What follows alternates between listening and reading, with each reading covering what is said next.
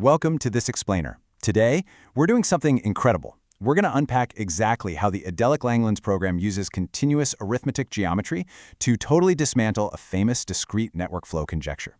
If you've ever wondered what happens when classical graph theory collides head-on with quantum error correction and algebraic geometry, you are absolutely in for a treat.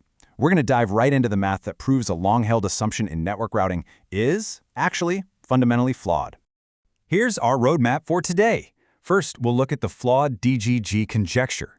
Then, the Adelic Translation Dictionary, mapping algebraic ramification math, computing total oracle of height, the arithmetic cost gap, and finally, stabilizing the field equations. Let's get right into it. Part 1. The flawed DGG conjecture and the structural conflict at its core. So to really grasp this refutation, we first have to understand the initial premise. The DG cost conjecture posited that any fractional flow through a network could be routed as a single, unsplittable flow, meaning it takes one discrete path, provided edge capacities were allowed to be violated by at most the maximum single demand. Now, the flawed assumption here was that this single-path routing could always be achieved without exceeding the total cost of the initial fractional flow. But when we treat a graph as the discrete skeleton of a smooth algebraic variety, the Adelic Langlands reality shows us something fascinating. Continuous energy minimums fundamentally decouple from discrete capacity restrictions. You simply cannot force integral extensions without hitting an arithmetic gap. Let's see exactly how that happens. Moving on to Part 2. The Adelic Translation Dictionary. Basically, learning the language. To read the math of this refutation, we first need to build a translation dictionary. We're bridging discrete networks, continuous geometry, and quantum space. The crucial point here is mapping familiar discrete terms directly to their geometric and quantum counterparts. When we talk about a fractional flow in a network, mathematically, we're talking about continuous sections of a vector bundle which sits in the code subspace ground state. An unsplittable flow, that strict single-path route, translates to discrete Hecke eigensheaves. And spoiler alert, those are going to act as anionic topological defects. Finally, edge costs map directly to the Galet-Saleh-Orakulov metric. By stacking these concepts, we make sure we don't get lost as we move down from basic flow networks into the moduli stack and ultimately down into the quantum code subspace. Keep this full stack in the back of your mind because our equations are going to operate at that bottom layer to prove a fatal flaw in the top layer. Section 3. Mapping algebraic ramification math and defining the local parameters. Let's ground this with a specific mathematical example. We'll use the famous 7-node network counterexample discovered by Dmitry Rybin. This discrete integer triple provides the strict boundary conditions and capacities for our network. We have a base capacity B of 10, a demand variation M of 5, and a strict apologetic gap G of 1. And the key to this whole anomaly is that strict mathematical constraint at the bottom there. M times the difference of B and M absolutely must be greater than B plus M times G. Now, let's look at the math that actually supports this framework. Under the Adelic Langlands Dictionary, those three integers don't just sit there on a page. They actually map to three distinct tame ramification points on an algebraic curve. We denote these as xb, xm, and xg. The base flow scale, xb, sets your asymptotic boundary conditions. The demand variation, xm, dictates the local monodromy eigenvalue, which essentially generates the maximum fractional splitting. But notice where the topological gap parameter plugs into the geometry at xg. That g equals 1 acts as a sort of bonus knob that generates a discrete Prym fiber twist at the obstruction cusp.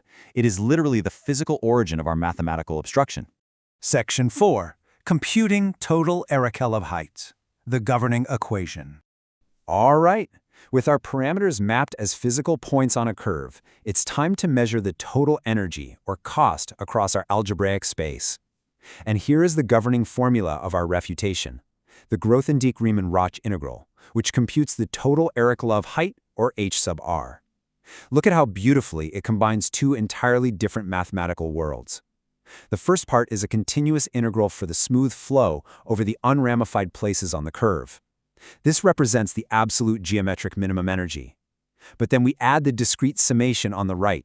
This sum evaluates the localized invariance at those three specific ramification points, B, M, and G, that we just mapped. This introduces unavoidable discrete arithmetic corrections right into our smooth field. When you run the optimal fractional flow through this equation, it exists entirely in a protected code subspace. Mathematically speaking, SP applied to the fractional state just equals +1. What that means is it satisfies a zero-syndrome stabilizer condition. It's a perfectly smooth state.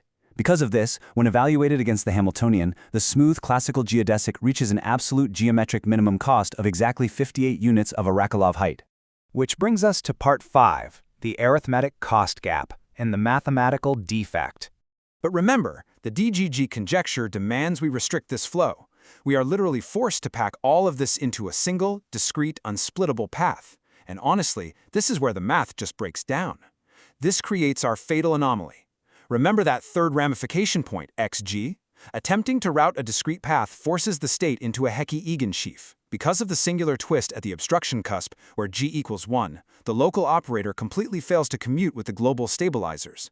Evaluating SPG applied to the unsplittable state gives us e to the power of 2 pi I times g over b plus m. Plugging in our Rybin numbers, that becomes e to the power of 2 pi I over 15. That phase shift is a non-vanishing anionic charge. It acts as a topological defect, fundamentally pushing the state across a defect line and out of the protected subspace into the unprotected orthogonal subspace. This really sets up the climax of the proof. The smooth fractional path, living comfortably in that protected code subspace, evaluated cleanly to an absolute minimum of 58 units of energy. However, creating and sustaining that topological defect, that e to the 2 pi I over 15 phase shift within the quantum code, that strictly bounds the unsplittable state to a minimum energy of 60. Literally, it costs 2 units of Arakelov height just to force the mathematics to accept the discrete routing. Because 60 is, well, strictly greater than 58, the Dinitz-Garg Goemans conjecture completely fails. The arithmetic gap definitively proves that an unsplittable path simply cannot achieve the cost of the initial fractional flow. You just cannot locally execute the logical string operator required for discrete routing without exciting the ambient gauge fields and forcing a minimum metric inflation. The discrete restrictions structurally decouple from the continuous energy minimums. Part 6. Stabilizing the field equations. Let's talk about healing the math. So the refutation is finished. The proof holds, but physically and mathematically, we are left with a frustrated, unstable quantum state, a field torn by a topological defect. We heal it through renormalization. By introducing a relaxed budget multiplier of alpha equals 1.12 to our fractional cost of 58, we fundamentally alter the action. Under a rigid variational action where alpha is 1.0, the cost cap is exactly 58, and our required Hecke state of 60 is blocked. It's frustrated. But applying that 1.12 multiplier expands the ceiling of permissible energy up to 64.96.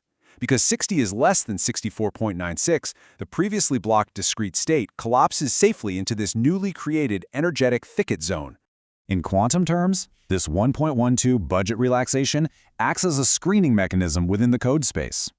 You know that previously uncorrectable phase shift of e to the 2 pi I over 15? It doesn't destroy the field anymore. It is fully absorbed by the gauge fluctuations of the relaxed field.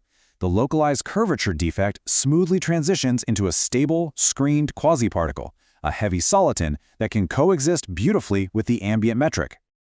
And the real magic of this mathematical framework is how it scales.